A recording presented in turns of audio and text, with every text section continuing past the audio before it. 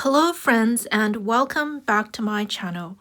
I know it's been a while, but the January blues turned into the February blues, which then morphed into the March blues.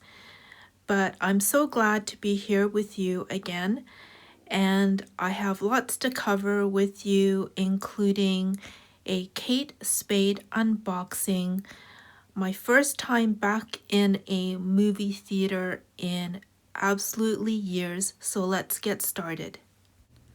We had one polar vortex after another earlier this year, but finally, when there was a break in the weather, I took advantage of that and went out for lunch with a friend to a local restaurant called Blake House. And Blake House is situated in a historic mansion, as you see here. So let's go in. Blake House has been a fixture in the neighborhood for many, many years, and the last time I was there was several years ago. So I was really looking forward to going back to Blake House and reacquainting myself with their menu. I really love these restaurants that are inside converted old mansions, as you really get a taste of the history of Toronto. And it's not just a restaurant, but it's also a pub. Blake House also has rooms that you can rent out for private functions. The decor isn't particularly glamorous, but I quite like that as it gives you that neighborhood pub sort of feel to it. So after perusing the menu, I decided to go for a hamburger, and as you can see, the prices are quite reasonable for Toronto. And I have to say that the hamburger was the best hamburger that I've ever eaten. It was so tasty, so delicious, and it really stood out to me.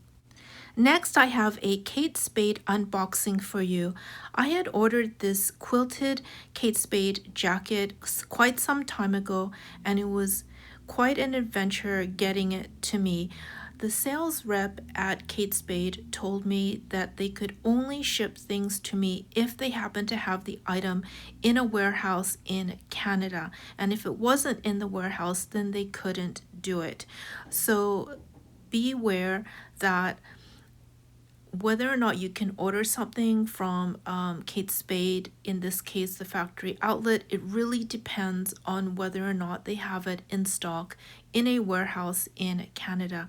So I really loved this jacket and I really wanted it. If you can see here, it has that 4-leaf clover quilted pattern, which I find really unusual, and it's adjustable.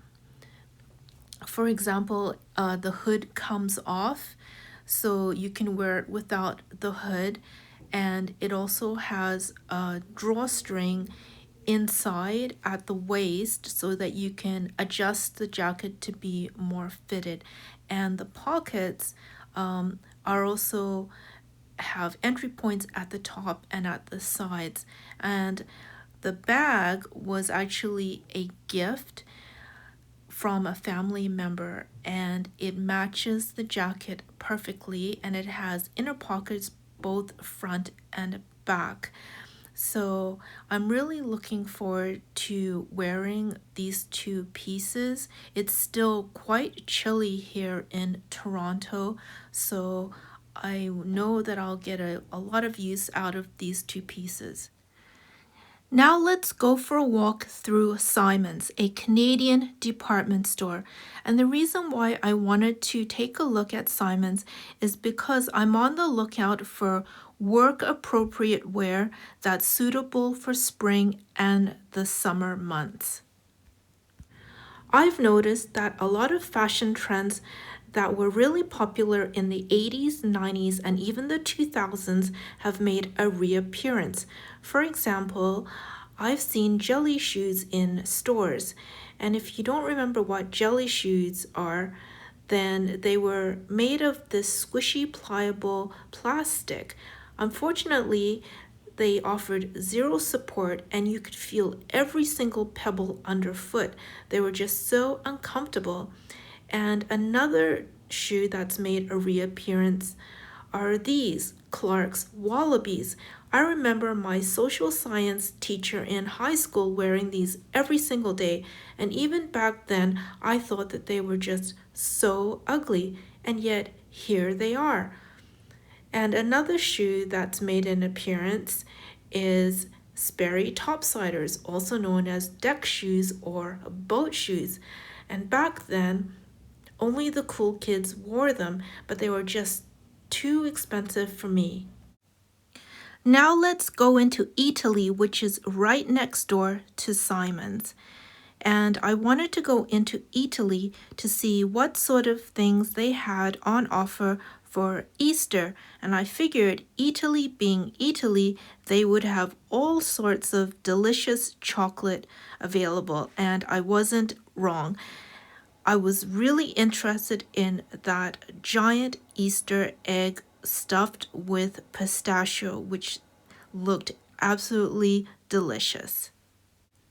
Italy also had these little Easter eggs with a loop attached so that you could hang them on an Easter egg tree.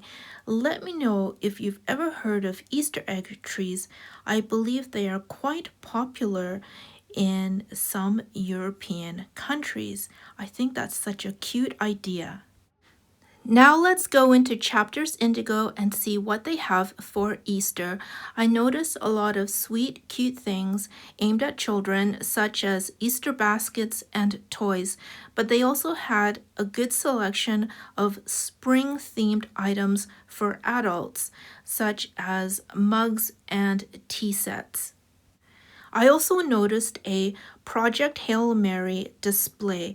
I did read the Andy Weir book, Project Hail Mary, in anticipation of watching the movie, and to my surprise, I really enjoyed the book. It falls into a genre of fiction known as hard science fiction because a lot of the plot revolves around the use of applying deductive reasoning and the scientific method to puzzle out problems to do with physics, maths, engineering, molecular biology, chemistry, and so on. So most of science fiction I would term fantasy because there are just so many leaps in logic, and a lot of it just revolves around exporting conflict to another planet or galaxy. I also went down to the lakefront to see the Project Hail Mary Global Light Show. Toronto was lucky enough to be one of the few cities in the world to have the Global Light Show, and it wasn't until afterwards that I realized that the whole purpose of the light show was so that the production team could film it as part of their PR campaign. So they were across the harbor and they needed the city line in the background. So for the public like us who were watching it from across the harbor, all the letters were backwards. Only a couple of times was the letters showing the right way around. But it was still a really fun experience. I don't normally go around the city that late at night. I haven't been in a movie theater in many, many years, which goes to show you how much I wanted to see Project Hail Mary.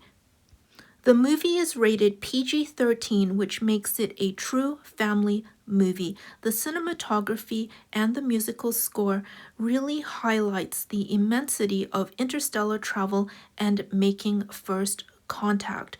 The relationship between Ryland Grace, the main character, and Rocky, the space alien, are foregrounded in this movie. As well, the character arc of Ryland Grace is so heartwarming and so heartfelt. I really recommend seeing this movie. I really believe that Rocky is 2026's version of E.T. Lastly, I just want to say that I saw the movie on an IMAX screen and the ticket reflects that price. I was a little shocked at how much prices have gone up. You can imagine that for a family of four, including drinks and food, that is a lot of money. Now let's go to the Toronto Vintage Fashion Show. I've taken you along with me to the vintage show before, but this time I had a few things on my want list. Right at the top of my want list is to find a cardigan similar to the one that Ryan Gosling is wearing in Project Hail Mary. So if you've seen the movie, then you'll know what I'm talking about. It's a cardigan featuring two wolves on the back and a wolf either side in the front, and it's based on a vintage Mary Maxim pattern. A long time ago, I had a cardigan featuring ducks flying over bulrushes, and in fact, Mary Maxim still sells that particular pattern on their website. Because of the movie, cardigans featuring animal motifs have gone viral. Obviously, you can't buy these cardigans. Back in the day, your mother or grandmother would have knitted them for you. The main character in the movie and the book, Ryland Grace, is a middle school science teacher, and his clothes in the movie have that distinctly retro, vintage, geeky teacher look. The heart of the movie is so wholesome and sweet, but not in a saccharine way, and I have noticed a shift in popular culture towards more wholesome values and ideals. Let me know if you've noticed this as well. I did find this particular cardigan. It has a Nordic design, so it's not exactly what I was looking for, but it has that retro vintage vibe which I had in my mind.